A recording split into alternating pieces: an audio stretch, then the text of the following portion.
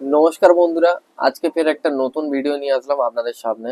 ভিডিওর মধ্যে দেখতে পাবো আমরা যেটা ফ্রন্ট লোড ওয়াশিং মেশিনে ওয়াটার লিকেজ প্রবলেম। ওয়াশিং মেশিনের নিচে দিয়ে জল বেরোচ্ছে।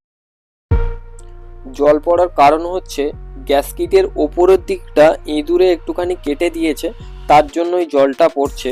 এখন আমি ভিডিওতে দেখাবো গ্যাসকিটটা কিভাবে চেঞ্জ করতে হয়। গ্যাসকিটটা আমরা সাথে করে নিয়েই এসেছি। গ্যাসকিটটা চেঞ্জ করলে প্রবলেমটা 100% সলভ হয়ে যাবে। এই ইঁদুরে তার কাটা বা গ্যাসকিট কাটার পিছনে একটাই কারণ হচ্ছে ওয়াশিং মেশিনের নিচে যে র্যাড গার্ডটা থাকে, র্যাড গার্ডটা অনেকের মিসিং থাকে, ঠিক আছে, তার জন্যই এটা হয়। তো এরকম প্রবলেম যাদেরই হয় তাদের একবার করে ইঞ্জিনিয়ারকে ডেকে র্যাড গার্ডটা চেঞ্জ করিয়ে নেবেন অতি অবশ্যই, না হলে আপনাদেরও এরকম প্রবলেম হতে পারে আপনাদের মেশিনে, ঠিক আছে। আর মেশিনের চারপাশটা একটু সবসময় ক্লিন রাখতে হবে। অনেক সময় কি হয়, মেশিনের ওপরে অনেক কিছু রেখে দেয়, নোংরা করে রাখে, তার জন্য ইঁদুরটা বেশি হয়।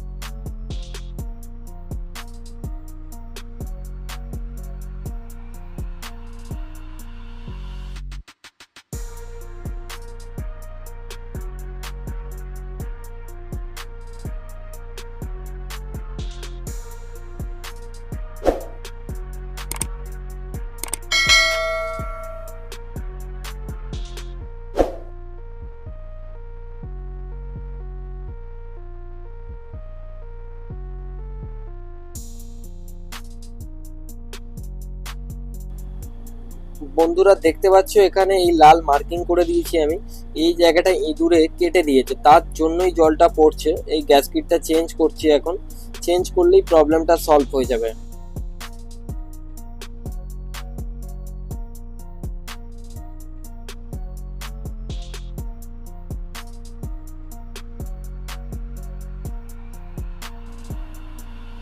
গ্যাসকিটটা যেভাবে বসাচ্ছি এইভাবে আস্তে আস্তে খুব সাবধানে এটা ফিটিং করতে হয়।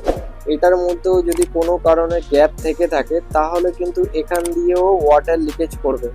তাই এটা টাইম নিয়ে আস্তে আস্তে আপনাদের গ্যাসকিটটা লাগাতে হবে। কিভাবে লাগাচ্ছি পুরো ভিডিওটা আস্তে আস্তে দেখুন, তাহলেই বুঝতে পারবেন।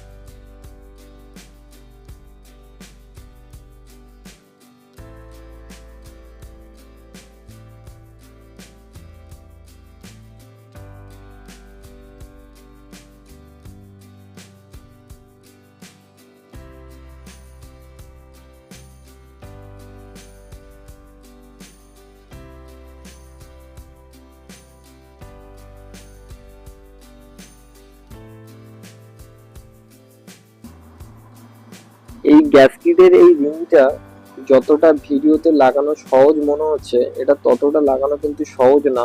প্রথমবার যারা এই গ্যাসকিটের রিংটা লাগাচ্ছেন, এটা খুব সাবধানে একটু আস্তে আস্তে লাগাতে হবে। যেভাবে ভিডিওর মধ্যে দেখাচ্ছি, যেভাবে লাগানোর প্রসেস হচ্ছে এটাই।